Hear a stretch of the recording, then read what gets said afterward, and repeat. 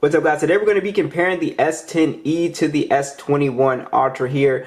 If you do have the S10e and you're deciding you want to do an upgrade, what are the pros and cons? Let's go ahead and go over them today. Let's start off with the price. If you do want to pick an S10e up, one of my favorite pickups of the year, this and the V60 are probably my favorite pickups this year. S21 Ultra is going to cost you around $1,000, $750 refurbished, renewed like this. And then S10e, $200, so extremely cheap. That's why I absolutely love this phone. You'll see why, because it's very powerful and feature packed still. And as far as the hardware, they're both premium devices, glass and metal devices. You do have a matte finish on here, glossy back on here. The size difference is going to be pretty shocking if you do decide to upgrade. It's just the S21 Ultra is massive and it's much heavier. But I think you'll get used to it pretty easily. You got your fingerprint scanner, power button. You see the button layout here. Boom. There's something to note about the hardware. Headphone jack, S21 Ultra, no headphone jack. You have stereo speakers on both, so that could be a con, if you really like the headphone jack.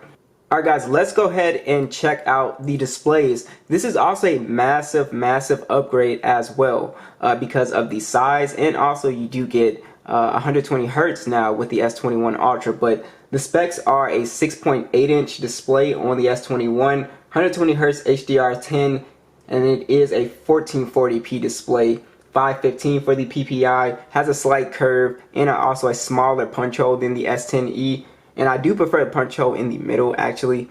And then you also have a 5.8 inch display on the S10e. It's a 1080p display, but since it's such a small display, they really both look very sharp, almost identical.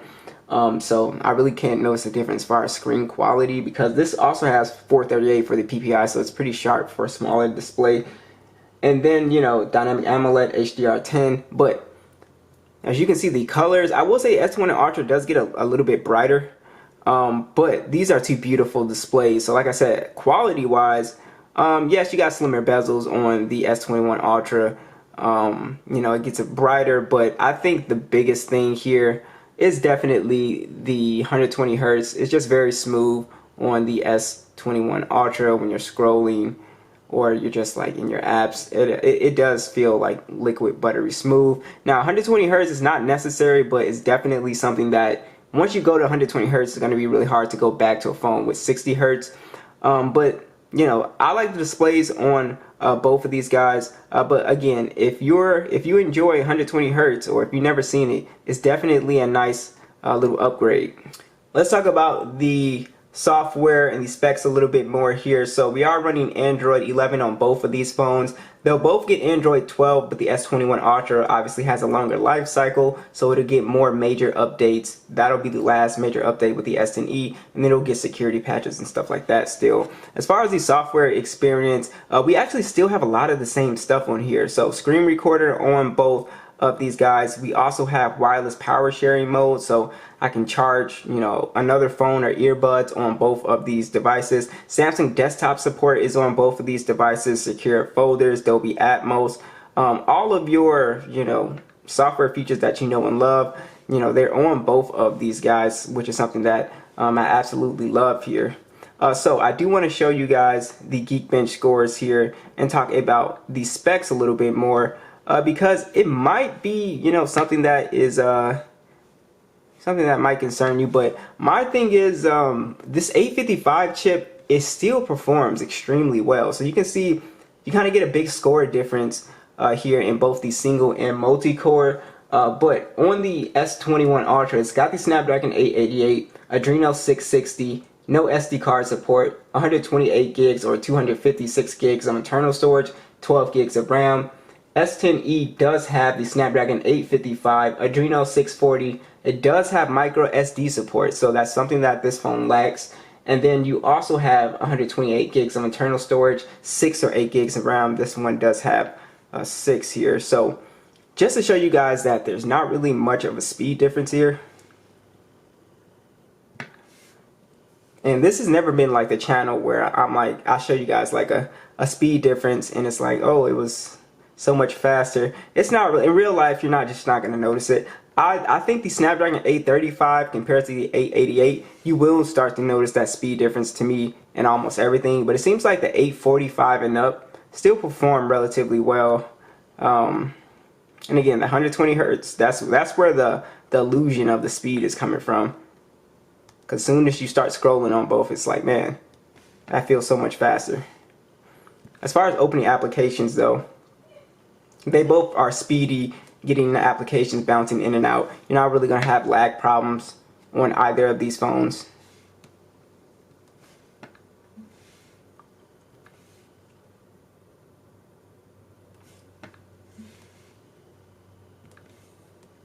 Now, I will say gaming is honestly about the same on both of these phones as well. So if you are a gamer, you're pretty much playing at the exact same settings. I would recommend you get the Snapdragon version of the S10e, or honestly get the Snapdragon version of both of these phones. Go ahead and launch PUBG. Snapdragon version will give you better battery life, and also it'll be more, it's just faster, and you won't have any type of heating problems. Now, like I said earlier, both of these phones play at the exact same settings when we go to PUBG. They both can do HDR Extreme all the way up to Ultra HD as well. So these are two very powerful phones for gaming. S10e is still very smooth.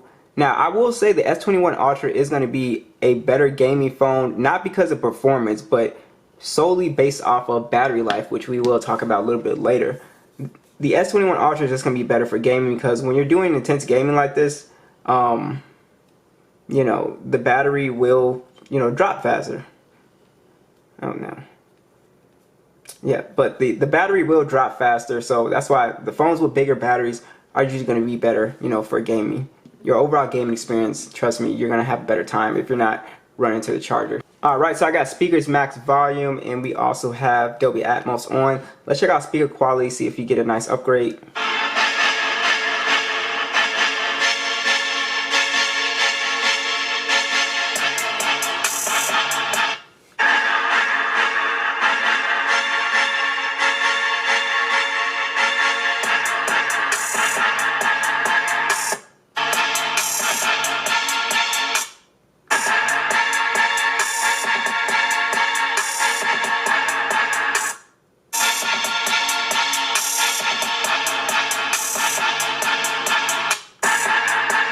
Alright, so the S21 Ultra is slightly louder, so you are getting technically an upgrade, but it's barely louder, so it's just a little bit more fuller.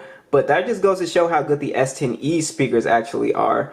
These are phenomenal speakers for such a small device like this.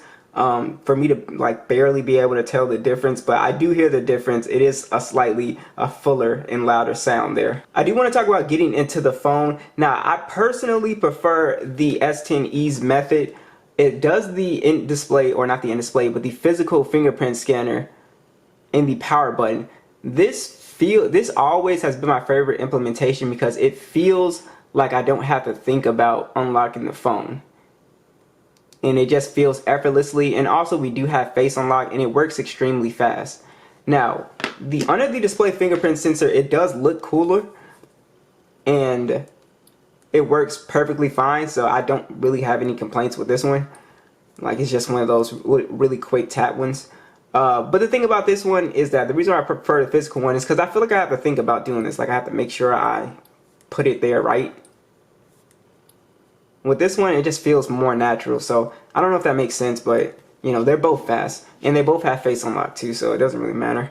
Alright, so image quality, or just the cameras in general, are going to be a pretty big upgrade. So if you're a camera fan, you're going to enjoy the S21 Ultra. 108 megapixel camera gives you a ton of detail, especially put it on a computer, guys. I'm telling you, tons of detail. 10 megapixel periscope telephoto, and then you also get a 10 megapixel telephoto lens that can do 3x optical zoom, and then the other one does 10x optical zoom. 12 megapixel ultra wide as well that acts as a macro camera for close-up shots. So if you're a camera fan, you're gonna absolutely love this phone. 8K video as well, 24 frames, 40 megapixel selfie cam, 4K video at 60 frames. So this is gonna be a much better camera setup. You get more cameras, more detail, better shots overall with the S21. Ultra here, so it's fantastic. It even does up to 100 times zoom, which I think is phenomenal. S10e, it's very good. It's a dual camera setup, 12 megapixel standard, 16 megapixel ultra wide. Remember what I said, guys,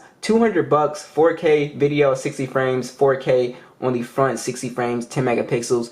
Image quality is excellent on the S10e, so I don't want to make it seem like the S10e is taking bad photos. It takes excellent photos, great detail, ultra wide. It's just missing a couple cameras that I really love, like the macro, and also the zoom capabilities on the S21 Ultra. It's very fun. It's a really slept on feature that I was sleeping on. I didn't even know how good the zoom wasn't on this thing, so I was just really impressed with that. But yeah, excellent cameras on both. S21 Ultra is going to be a fantastic upgrade though. Alright, lastly, the biggest change is going to be battery life. You're getting a massive battery upgrade, a 5,000 milliamp battery on the S21 Ultra, 25 watt charging, fast wireless charging with reverse wireless charging. And then on the S10e, it's a smaller 3,100 milliamp battery with also wireless charging and reverse wireless charging, and it's 15 watts charging, so this does charge much slower than this one at 25 watts.